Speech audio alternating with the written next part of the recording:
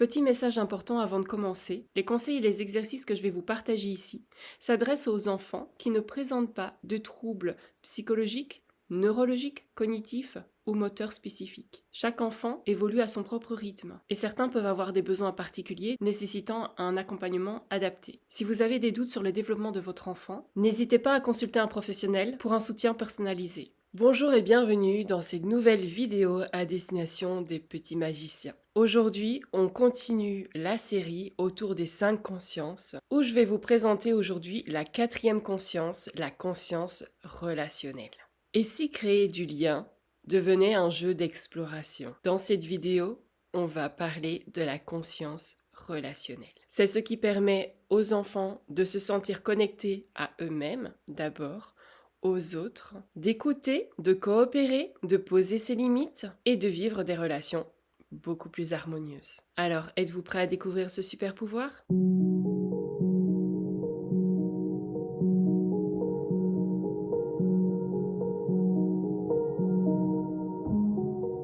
Qu'est-ce que la conscience relationnelle? C'est la capacité à percevoir ce qui se passe dans la relation à l'autre, repérer les signes sociaux, ressentir l'ambiance, écouter, s'ajuster, exprimer ses besoins et respecter ceux des autres. Elle repose sur l'empathie, l'attention et la régulation émotionnelle. Pourquoi est-ce important de développer la conscience relationnelle? Parce que les relations sont au cœur de nos vies.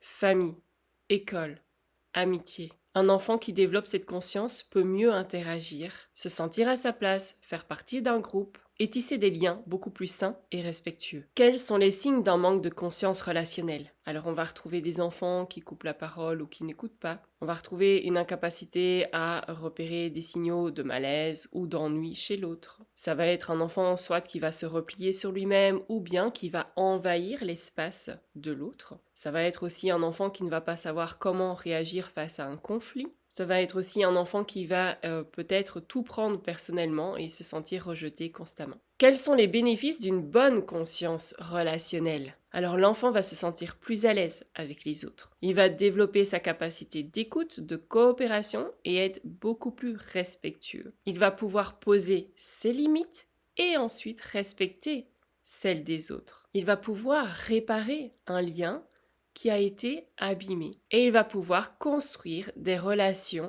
beaucoup plus authentiques et épanouissantes. Comment accompagner le développement de cette conscience? Eh bien, on va valoriser les moments de coopération et d'entraide. On peut jouer à repérer les émotions ou les besoins d'un personnage dans une histoire, par exemple. On peut créer un moment d'échange sur le vécu relationnel au cours de la journée. On peut proposer des jeux de rôle pour explorer les relations. Et puis, bien, on peut offrir de nouveaux modèles relationnels à nos enfants par l'exemple. Ça va être de prendre conscience des modèles qui sont déjà présents au sein de nos familles et puis de les modifier ou de les réadapter en fonction de ce qui est juste pour vous et votre enfant et votre foyer. Bien sûr, c'est pour l'épanouissement de chacun. Voici quelques jeux et pratiques pour pouvoir développer cette conscience relationnelle avec vos enfants. Vous pouvez inventer des histoires à deux et chacun, à tour de rôle, va continuer l'histoire et vous allez construire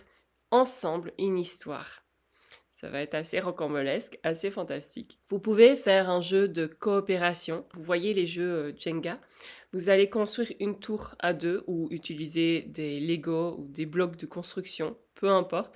Vous allez construire ensemble une tour sans parler. Vous pouvez mimer une émotion ou un besoin à faire deviner. Et vous pouvez jouer au jeu du j'observe, je ressens, j'ai besoin, je demande. Voici les cadeaux que l'on offre à nos enfants en leur permettant de développer cette conscience relationnelle. On leur évite des difficultés relationnelles chroniques. On réduit le sentiment d'exclusion ou de solitude. On diminue les comportements dominants ou effacés. On réduit les comportements d'évitement relationnel. Et on réduit les difficultés à coopérer en groupe ou à faire confiance. Et si, au-delà de toutes ces connexions visibles, il y avait un lien encore plus grand à explorer. Dans la prochaine vidéo, on parlera de la conscience spirituelle, cette petite flamme intérieure qui relie l'enfant à quelque chose de plus grand que lui, à ses rêves, à la nature, à la vie. Alors abonnez-vous à ma chaîne afin de ne pas manquer la sortie des prochaines vidéos.